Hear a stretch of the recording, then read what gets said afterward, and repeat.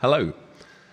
Today's tip is going to talk about targeting chord tones in your solo. Now, it's a big topic, which I'm not going to get into any great detail. I just want to talk about it in general.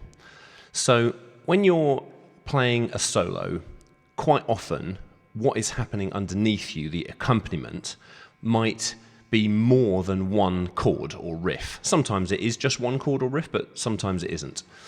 And when the chords change while you're playing a solo, it's really great if you can take account of that change in what you're playing.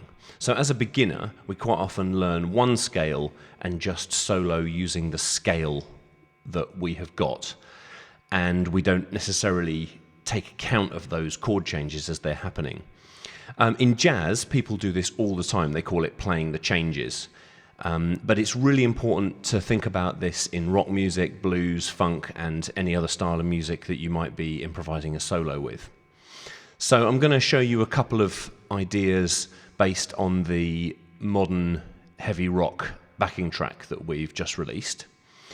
And the verse part of that song is a D minor chord, followed by a B flat major chord, followed by an F chord and a G minor chord.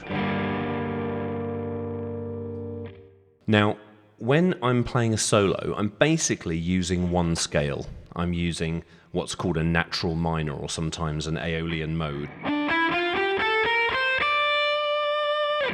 And all of the notes of the chords in that song can be found in that scale. So you can just take that scale, off you go, solo with that, and it sounds fine.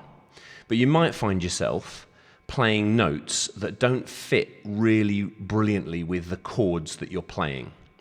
So, for example, when the F chord comes in, you might find yourself playing the note of B flat, which doesn't sound great with an F chord. So if you can start to take account of these things, you can avoid things like that and make your melodies sound like they're tight with the backing track. So, for example, when the verse starts, it's on a D minor chord. So I would try to find a note in the scale that is in that chord. So it could be, for example, F.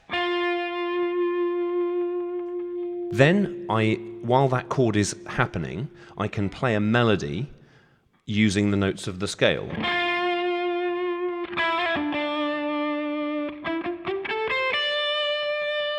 But then the next chord comes, which is a B flat. So then I want to try, when that chord changes, to hit a note from the chord of B flat at the same time that that chord changes. So I might go for the note of B flat, for example. So I start on my D minor chord,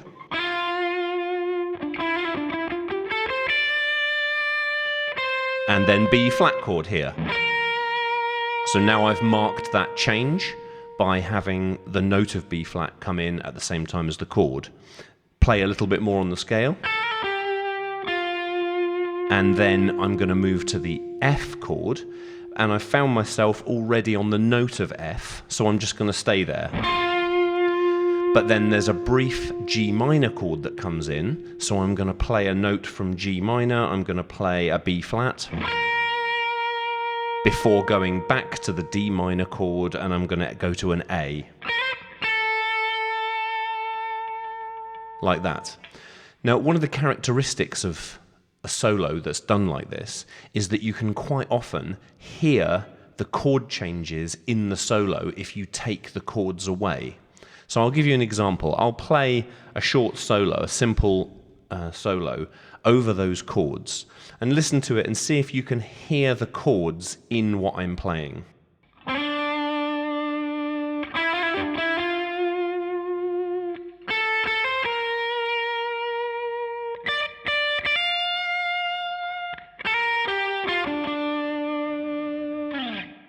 So hopefully there you could hear how in my solo I was referring to the chords that weren't actually there, you weren't hearing them, but somehow they were suggested by what I was playing.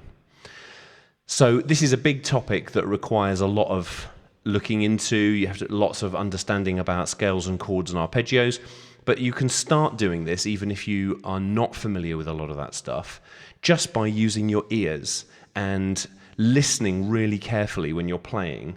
Is this note that I'm hitting when this chord change happens one that really suits the chord?